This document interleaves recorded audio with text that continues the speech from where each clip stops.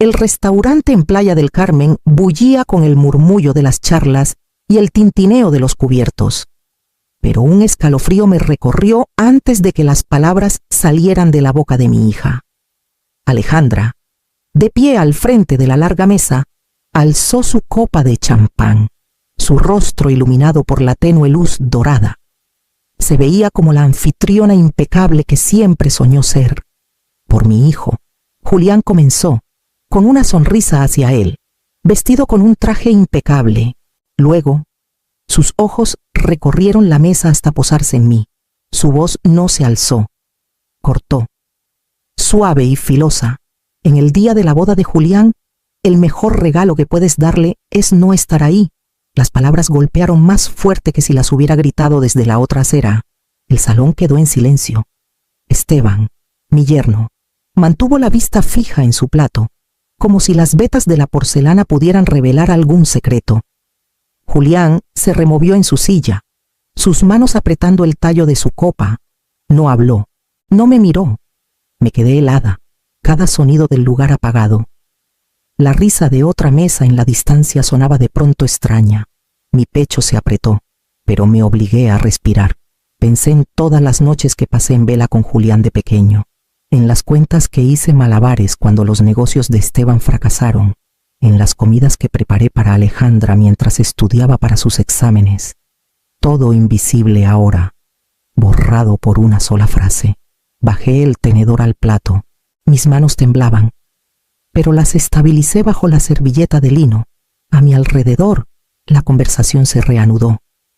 Cautelosa, fragmentada, como si la gente caminara alrededor de vidrios rotos. No me levanté de la mesa esa noche, pero algo en mí ya había salido por la puerta, buscando aire, cuando mi esposo murió. Julián tenía apenas 7 años. Alejandra acababa de empezar su maestría en la Universidad de Guadalajara, y Esteban luchaba por mantener a flote su pequeño negocio inmobiliario. Todo debería haberse derrumbado en ese momento, pero de alguna manera, no lo hizo. Tomé horas extra en la biblioteca comunitaria. Saqué los pocos ahorros que teníamos y aprendí a estirar cada peso hasta que casi se rompía. La infancia de Julián se construyó sobre esos esfuerzos ocultos. Preparaba sus almuerzos antes del amanecer. Me sentaba con él a hacer la tarea y lo llevaba a sus entrenamientos de fútbol en un coche que tosía humo cada vez que giraba la llave. Nunca supo que los tacos en sus pies venían del dinero que ahorré al saltarme comidas. Solo sabía que su abuela nunca se perdía un partido. Alejandra, mientras tanto, navegaba por su programa como si el éxito fuera algo seguro. Los cheques de la colegiatura llevaban mi firma, aunque ella se aseguraba de contarles a sus compañeros que Esteban se encargaba de todo. Cuando el negocio de Esteban tambaleó tras la crisis inmobiliaria, saqué lo último de mi fondo de retiro para ayudar con su hipoteca. Todo bajo la fachada de un préstamo a corto plazo. Ese préstamo nunca se pagó. Pero la historia que se contó después fue que Esteban los había sacado adelante con su planeación estratégica. Guardé mi verdad entre las páginas de un álbum de cuero pesado. Cada recibo, cada foto, cada nota de los maestros de Julián, agradeciendo mi presencia cuando sus padres no podían. Yacían planos contra papel amarillento. Junto a ellos, pétalos prensados de flores que guardé de cumpleaños, recitales y graduaciones. Recuerdos de momentos fugaces que preservé porque nadie más lo haría. Para Alejandra, esos años se convirtieron en una historia pulida de su determinación y el ingenio empresarial de Esteban. Para mí, fueron noches de agotamiento y mañanas de resolución, hilos invisibles que sostenían todo en pie. Ahora, mirando al otro lado de la mesa, con su copa alzada contra mí, entendí cuán fácilmente había borrado mi mano de la historia, y con ese entendimiento llegó el primer destello de un pensamiento que nunca me había permitido antes. ¿Qué pasaría si finalmente dejaba de sostenerlo todo? Mucho antes de que Alejandra decidiera que debía desvanecerme, yo ya cargaba con el peso de sus grandes planes. El contrato del hotel en Cancún llevaba mi firma porque mi crédito era sólido cuando el suyo no lo era. El florista, un viejo conocido de la preparatoria de Julián, solo aceptó reservar miles de pesos en orquídeas después de que yo puse el depósito. La empresa de banquetes trataba casi exclusivamente conmigo, confiando en la voz que había confirmado innumerables eventos a lo largo de los años. Incluso la banda, un cuarteto reservado con meses de antelación, enviaba sus horarios y facturas directamente a mi correo. Cada llamada, cada firma, cada mensaje de medianoche pasaba por mí. A Alejandra le gustaba hablar de su visión, pero las visiones solas no garantizan entregas ni cuentas saldadas. Ella aparecía en pruebas de vestido y degustaciones, deslumbrando a todos con su confianza, mientras yo me sentaba en silencio detrás de escena, sosteniendo los hilos en la mesa. Cuando dijo que no debía estar ahí, casi me reí de la ironía. Yo estaba en todas partes en esa boda, escrita en contratos y alineada en hojas de cálculo, sin mi nombre. El florista no abriría sus refrigeradores. El banquetero no encendería sus hornos. Los músicos no afinarían una sola cuerda. El pensamiento se asentó pesado en mi pecho. Yo era la columna silenciosa de una celebración que ya no se me permitía presenciar. Durante años creí que mi fuerza estaba en ser útil, en asegurarme de que nadie más tropezara, pero mientras miraba mis manos cruzadas, sentí el extraño tirón de una posibilidad distinta. ¿Qué pasaría si me apartaba? Si la mano invisible que lo había sostenido todo simplemente soltaba una semana después. Nos reunimos en la casa de los padres de Esteban para una cena más íntima. La mesa estaba puesta con plata pulida, el tipo de formalidad que Alejandra amaba. Un despliegue para impresionar. Me mantuve en el extremo de la mesa, hablando poco, escuchando más. La conversación giraba en torno a la boda, menús, flores, listas de invitados, y cada mención del evento me recordaba el lugar que no debía ocupar. Cuando recogieron los platos para el postre, encontré el valor para hablar. Mi voz fue suave, pero firme. Alejandra, dije, entiendo tus preocupaciones, pero tal vez podría sentarme en silencio, solo como invitada, en la última fila. Prometo que no llamaría la atención. Su tenedor se detuvo en el aire. Luego lo colocó con cuidado sobre la porcelana. Me miró con la misma certeza serena que había mostrado en el restaurante. Mamá, no podemos arriesgar un bochorno. ¿Sabes lo importante que es esto para Julián, para los contactos de Esteban? Es mejor así. Esteban no dijo nada, sus manos cruzadas en el regazo, la mirada fija en el mantel. Julián se movió en su silla, su boca abriéndose como para hablar, pero luego se cerró. Su silencio cortó más profundo que cualquier palabra. En ese momento sentí la verdad más clara que nunca. Alejandra no temía que la avergonzara. Temía que mi presencia, mi historia, mi prueba silenciosa de todo lo que había hecho, contrastara con la historia que ella había construido.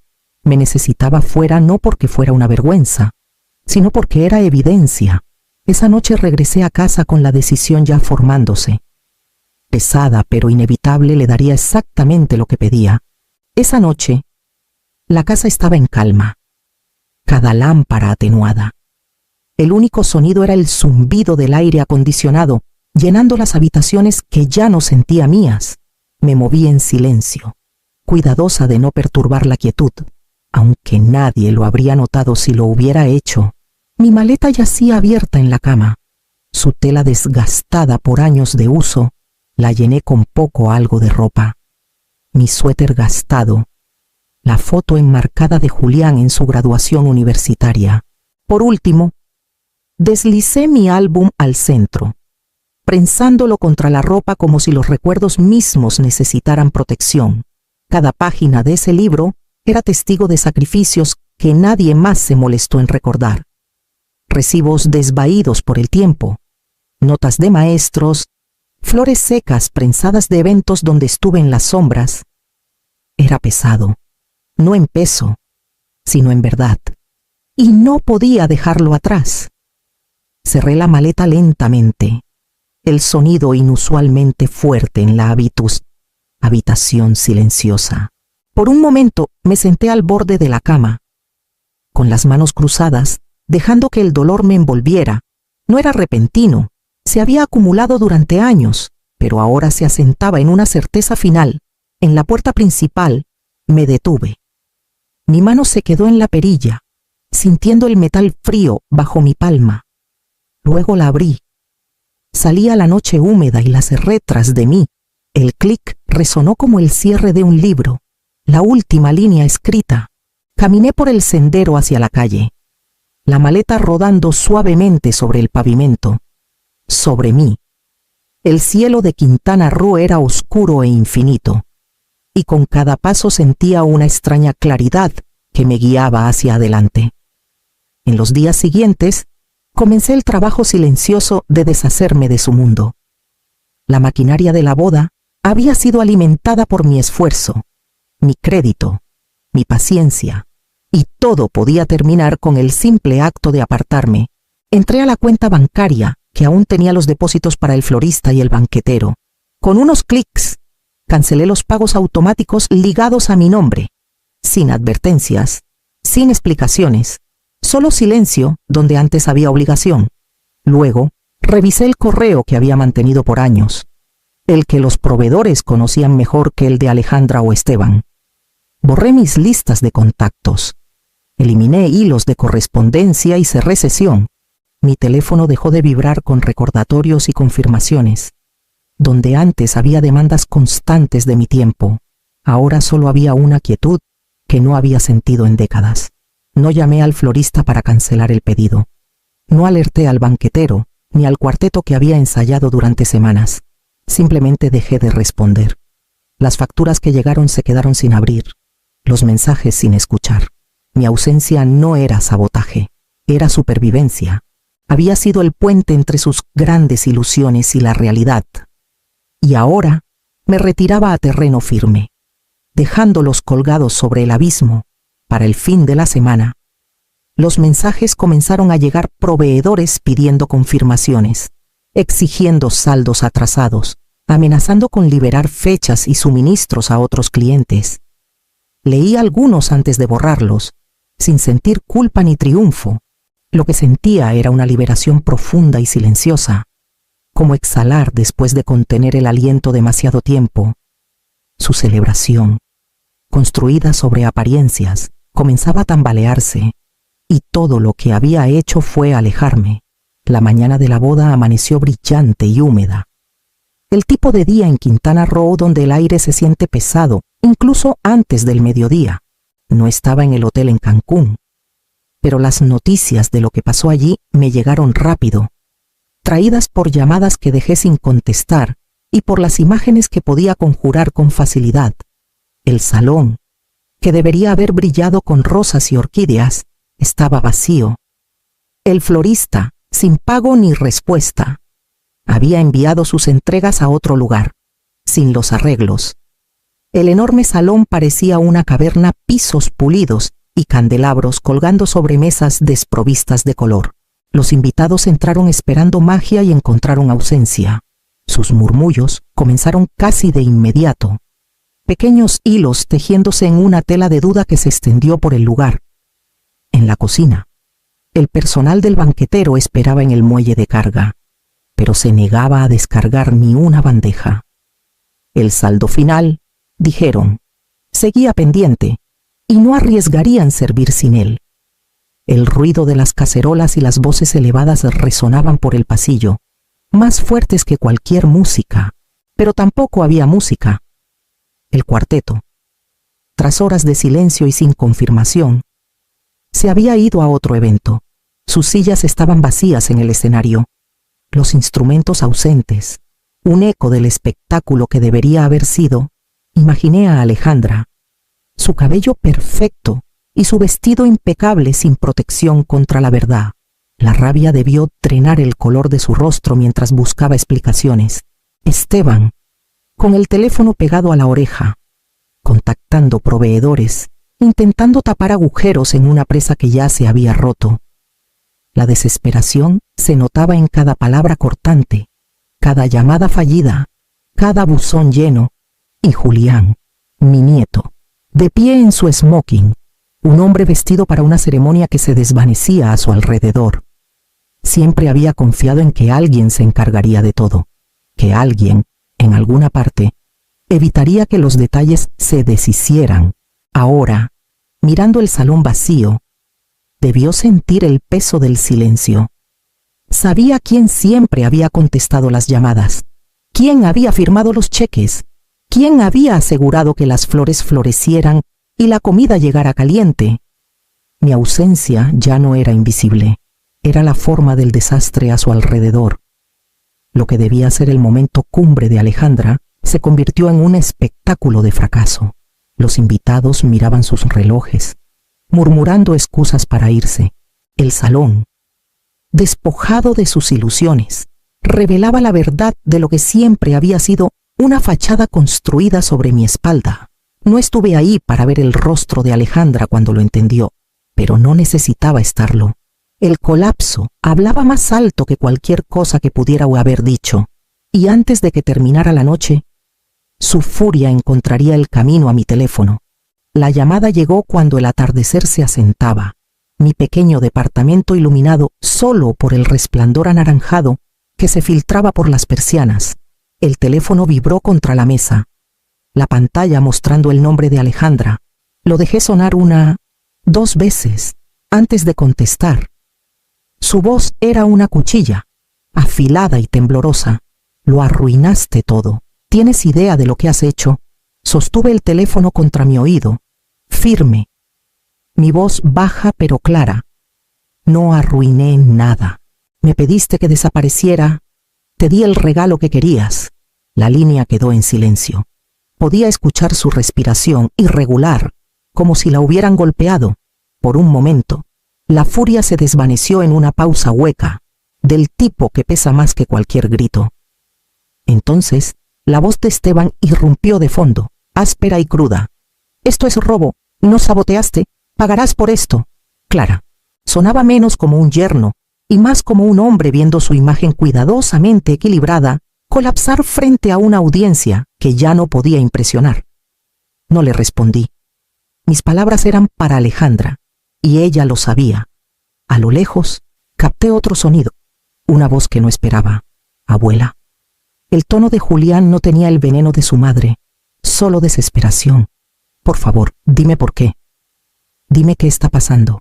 Cerré los ojos, y por un momento escuché al niño que alguna vez fue, el pequeño que tomaba mi mano al entrar a la escuela, el joven que se apoyaba en mí cuando sus padres estaban demasiado ocupados. Pero me quedé en silencio. Merecía entender, pero no podía darle respuestas que su madre había trabajado tanto por enterrar. Este era su ajuste de cuentas, no el mío. «Di algo», gritó Alejandra, su voz quebrándose al fin.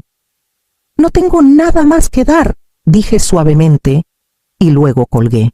El silencio volvió a la habitación, más profundo ahora, como si el aire mismo hubiera absorbido el peso de lo que había pasado. Dejé el teléfono junto a mi álbum, las páginas aún cerradas, esperando, mientras la noche a mi alrededor parecía acercarse a lo que vendría después. Las consecuencias llegaron rápido. Puerto Vallarta tiene una manera de esparcir historias más rápido que cualquier titular. Y la boda fallida se convirtió en el chisme de la semana, en almuerzos y horas de cóctel. Los susurros se extendieron por la ciudad como la boda de los Morales se había desmoronado en un salón vacío, los invitados varados sin flores, comida ni música. Lo que debía ser un triunfo se convirtió en una parábola de arrogancia, contada con deleite por aquellos que alguna vez envidiaron la perfección de Alejandra. Esteban sintió el golpe primero. Su empresa dependía de la confianza, de que los inversionistas creyeran que podía manejar los detalles con precisión. En días, 2 contratos fueron cancelados. Para fin de mes, un gran inversionista retiró su apoyo por completo. El colapso de una boda pudo haber sido una vergüenza privada, pero en su mundo se convirtió en evidencia de falta de fiabilidad. Cada negocio perdido cortaba más profundo que cualquier insulto. El castigo de Alejandra fue más lento, más personal. Los amigos que alguna vez orbitaban cerca comenzaron a alejarse. Las invitaciones se agotaron. Los vecinos giraban la cabeza en el supermercado. Los conocidos sonreían con frialdad antes de apartarse. Para una mujer que había construido su identidad en la admiración, el silencio era insoportable. Ya no era la anfitriona que todos querían complacer, sino la advertencia susurrada tras manos cuidadas. Julián intentó al principio defenderla, pero el recuerdo de sus palabras, su insistencia en que mi ausencia era mejor que mi presencia, se hacía más pesado con cada relato del desastre de la boda. Dejó de llamar con tanta frecuencia, eligiendo en cambio construir distancia. Supe por otros que se había mudado, buscando espacio lejos del rencor de sus padres. Por eso sentí tristeza, pero no arrepentimiento. Desde mi pequeño departamento en Mazatlán, observé la tormenta arrasar sus vidas como un huracán del que ya había evacuado. Leí los artículos, escuché fragmentos de chismes en cafés y no sentí ninguna urgencia por intervenir. No me regodeé, no celebré, simplemente dejé que la verdad se desplegara a la vista. Como siempre lo hace cuando las fachadas se derrumban, pasaba mis noches con el álbum abierto sobre la mesa. Los pétalos prensados planos contra las páginas, testigos silenciosos de una vida de esfuerzo que nadie había reconocido. No lloré su caída, pero tampoco la celebré. Solo respiré, libre del peso que había cargado por demasiado tiempo, y dirigí mis pensamientos hacia lo que vendría después. Pasaron los meses, y con ellos, los bordes afilados del dolor se suavizaron en algo más tranquilo, casi tierno. Me instalé en un modesto departamento en Mazatlán, lejos de los céspedes cuidados y las fachadas brillantes de Puerto Vallarta. El lugar era pequeño, pero era mío. La luz del sol entraba por las amplias ventanas por la mañana, y el aire olía a sal que llegaba desde la bahía. Encontré trabajo en el centro comunitario, enseñando diseño floral a quien quisiera aprender, jubilados buscando un nuevo oficio, madres jóvenes ansiosas por crear algo bello con sus manos, incluso adolescentes que se sorprendían de su paciencia por los detalles. Por primera vez en mi vida, mi nombre aparecía en las listas de inscripción, en los volantes pegados en las puertas. Cuando un estudiante se iba con un arreglo, sabía quién lo había enseñado, de quién era la guía que daba forma a cada tallo y pétalo. Al principio, se sentía extraño reclamar el crédito, ver mi trabajo ligado a mi propia identidad, en lugar de plegado a la historia de alguien más, pero con el tiempo se volvió natural, incluso necesario. Cada lección, cada ramo, era una pequeña afirmación de que aún tenía más para dar, en mis propios términos, no en los suyos. A veces, cuando abría el salón temprano en la mañana, pensaba en Alejandra, en Esteban, en los escombros que debían manejar. No sentía deseos de volver, ni anhelo de ser vista por ellos. Mi silencio había hablado donde las palabras nunca pudieron. Al abrir las páginas de mi viejo álbum una noche, los pétalos parecían más suaves, casi más ligeros, como si ellos también hubieran sido liberados, y entendí al fin mi desaparición no fue su regalo, fue el mío.